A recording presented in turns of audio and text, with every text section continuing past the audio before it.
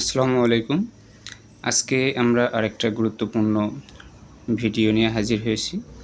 আজকে আমরা যে বিষয়টা শিখব সেটা হলো বাক্যের কোথায় আমরা দি ফিউ অথবা দি লিটল ব্যবহার করব।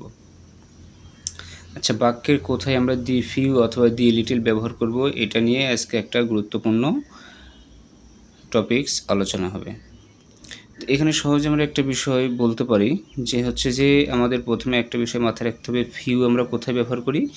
ফিউ ব্যবহার করি আমরা হচ্ছে কাউন্টেবল নাউনের পূর্বে, আর লিটল ব্যবহার করি কোথায়? লিটল ব্যবহার করি হচ্ছে আনকাউন্টেবল নাউনের পূর্বে। তাহলে দি ফিউ আর দি লিটল আমরা তখনই ব্যবহার করব যখন আমার কী হবে, যে কোনো একটা জিনিস ওটার সম্পূর্ণ পরিমাণটাকে বোঝানো হবে। ঠিক আছে, সেটা কাউন্টেবল হোক অথবা আনকাউন্টেবল হোক, সেটা সম্পূর্ণ অংশটাকেই যদি নির্দেশ করা হয় তাহলে সেখানে আমরা দি ফিউ অথবা দি লিটল কথাটি ব্যবহার করব।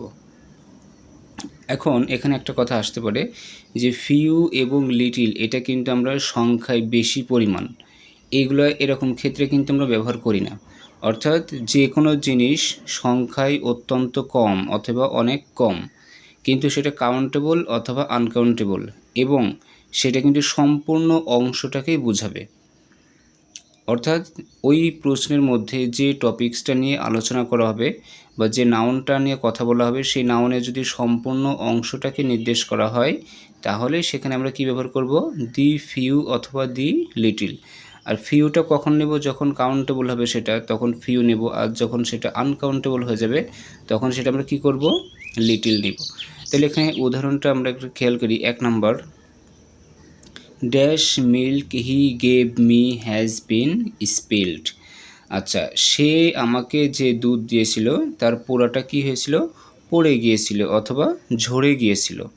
ঠিক আছে, এখন এই যে এখানে যে গ্যাপটা আছে, গ্যাপের পরে যে মিল্ক শব্দটা আছে, মিল্কটা কি?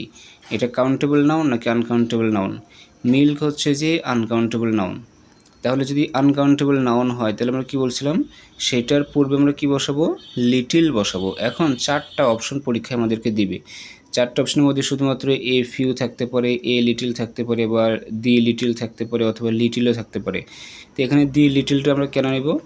কারণ এইখানে যে দুধ অর্থাৎ যে উপাদানটা ছিল, সে আমাকে যে দুধ দিয়েছিল তার কি হয়েছে? হ্যাজ বিন স্পিল্ড, সেটা সম্পূর্ণটা ঝরে গেছে অথবা পড়ে গেছে অথবা নষ্ট হয়ে গেছে। হ্যাঁ, আচ্ছা, এখন এইখানে যে দুধ নষ্ট হয়ে যাওয়ার কথা বলল, দুধ কি 1/3 অংশ বা অর্ধেক বা 2/3 অংশ পড়ে গেছে বা নষ্ট হয়ে গেছে এমন কথা কিন্তু বলা হয়নি।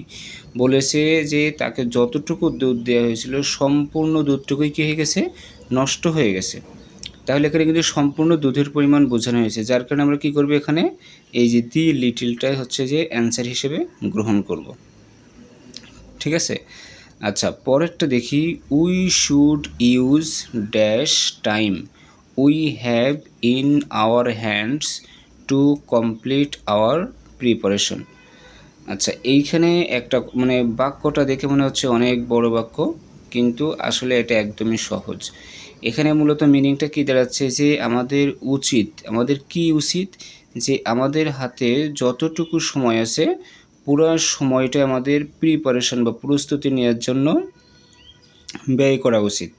ঠিক আছে, আচ্ছা এখন এখানে কথা হচ্ছে we should use dash time we have in our hands to complete our preparation. অর্থাৎ আমাদের প্রস্তুতি সম্পন্ন করার জন্য আমাদের হাতে যতটুকু সময় আছে পুরো সময়টাই আমাদেরকে কি করতে হবে? কাজে লাগাইতে হবে। আচ্ছা, এখন এইখানে যে আমাদের গ্যাপ আছে, গ্যাপের পরে কী আছে? টাইম আছে। টাইম হচ্ছে একটা নাউন। টাইমটা কি নাউন?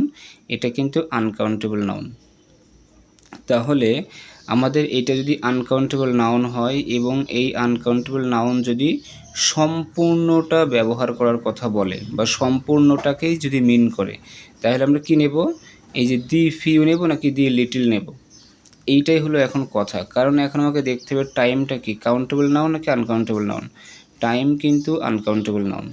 ঠিক আছে, আচ্ছা এইটা যেহেতু আনকাউন্টেবল নাউন এই কারণে আমরা কোনটা নেব? লিটিল, অর্থাৎ দি লিটিলটা নেব। এইটা কিন্তু আমরা নিব না, কারণ কি টাইম কিন্তু কাউন্টেবল নাউন না। এটা যদি কাউন্টেবল হতো তাহলে কিন্তু আমরা ফিউ নিতাম। আর এটা যেহেতু আনকাউন্টেবল এই কারণে কী নেব, লিটিল নেব। আচ্ছা, এখন দি লিটিলটা কেন নেব, কারণ হচ্ছে আমাদের হাতে যতটুকু সময় আছে, ওই যে যতটুকু সময় আছে পুরো সময়টাই কিন্তু প্রস্তুতি নেওয়ার জন্য আমাদের ব্যবহার করতে হবে।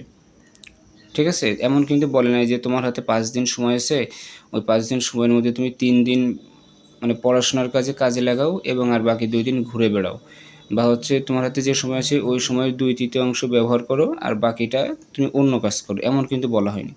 বলছে যে তোমার হাতে যতটুকু সময় আছে পুরো সময়টাই তোমাকে কী করতে হবে, প্রস্তুতি নেওয়ার জন্য কাজে লাগাইতে হবে। আর এখানে টাইমটা যেহেতু আনকাউন্টেবল নাউন, এই কারণে আমরা কী নেব, দি লিটিল নেব। তো আশা করি সবাই বুঝতে পারছো। আর এরপরে যদি কোনো সমস্যা থাকে বা হচ্ছে যে কোনোটা নিয়ে কনফিউজিং তৈরি হয় তাহলে আমাকে সেটা অবশ্যই জানাবে। আচ্ছা, এর পরবর্তী যে ভিডিওটা করব সেটা হচ্ছে যে টু মাস এবং টু মেনি, বাক্যের কোথায় টু মাস এবং টু মেনি ব্যবহার করা হয় এবং তারা কেন বসে, সেই টপিক্সটা নিয়ে আলোচনা করব। তো পরের ভিডিওটি দেখতে চ্যানেলটি সাবস্ক্রাইব করে পাশেই থাকবে। সবাইকে অনেক অনেক ধন্যবাদ।